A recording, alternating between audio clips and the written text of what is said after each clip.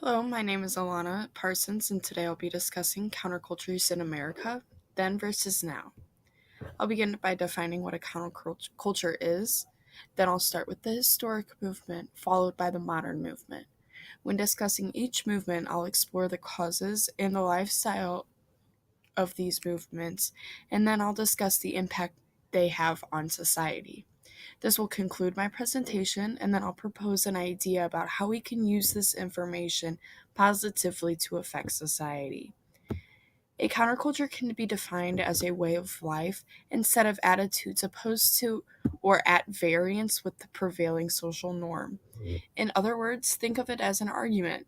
There's an argument, and then there are opposing counter arguments to the universally thought truth. Those opposing arguments are known as the counter arguments. So, a counterculture is a group of people with the same beliefs against the typical belief system. Historically, this movement in America is known as the hippies in the 1960s, which only consisted of about 1% of the total United States population of the time. So, what created this opposition and how did this movement begin? Well, the young people of the American society, the college students, and the young adults, expressed a general resistance to the Vietnam War and the Cold War.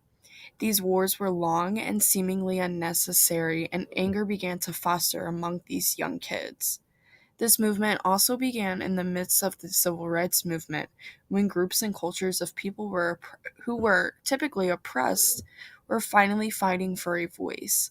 Controversial issues were at the forefront of society, and that really fostered the ideologies of the hippies. The tipping point for this movement was the assassination of President John F. Kennedy, and after his death, their voices became louder.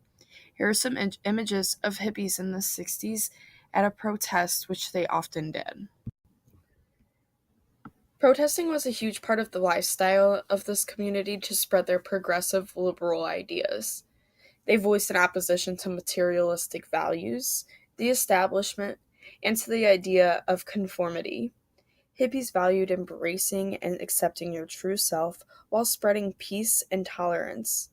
Free love and sexual experimentation was widely practiced as sex was viewed as a natural experience between two beings. Psychedelic drug use was Psychedelic drug use was typical as a way to expand one's perspective.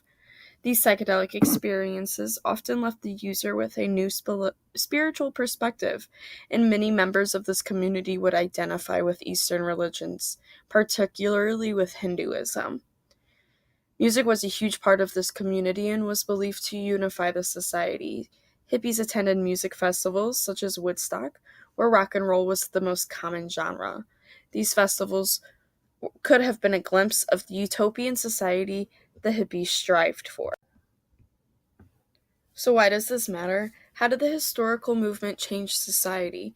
Well, to begin, this community was one of the first groups of people to fight with allegiance to the LGBT plus community and really brought issues of universal inequalities to the forefront of political propaganda.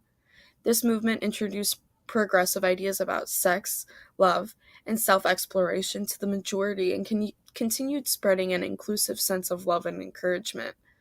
Rock and roll was fairly new to the world, and the hippies really brought a rise to this new pop culture. Psychedelic drugs were introduced to society for the first time, and drug use became more normalized as drugs were used as tools to expand one's perspective. History books will tell you that the hippie movement ended in the mid 70s, but I believe it has been rejuvenated since then.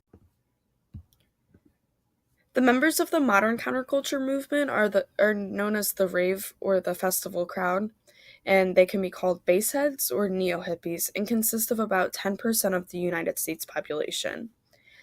This movement returned in full swing after the spread of anti Muslim ideas post 9/11.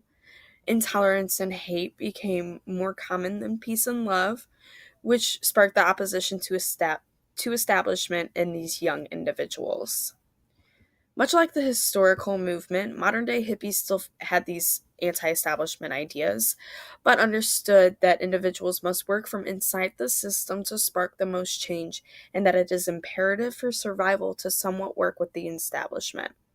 They may not like it, but they understand the necessity. In relation to that, neo hippies also desire world peace, but understand that reality behind this, and that small steps must be taken first.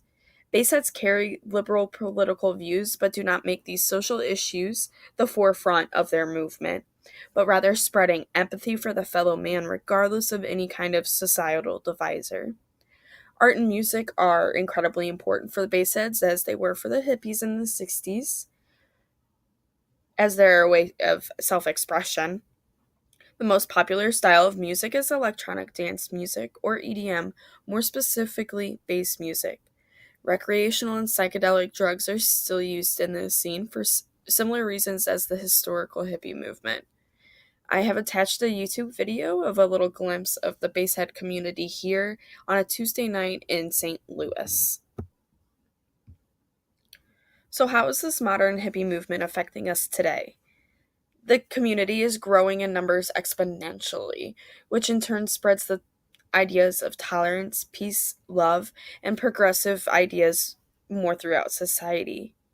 With large festivals and events, Baysides travel the country, which sparks commerce and encourages kinship and travel, all which are necessary to initiate growth in a political society.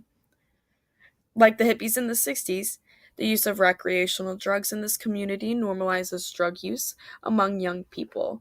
However, with the increased knowledge we now have about drugs, Baysides are becoming more aware of the dangers and are promoting safe drug use methods. So both of these movements, historically and modern, maintain similar beliefs and practices. However, the modern movement is growing much more rapidly than the movement of that in the 60s. I challenge everyone to think of ways we can use these ideas of the community to promote positive change in society. Perhaps if the neo hippies spark protests as the hippies did in the 60s, maybe with the rapid growing population, more social issues will be addressed and changed. Thank you.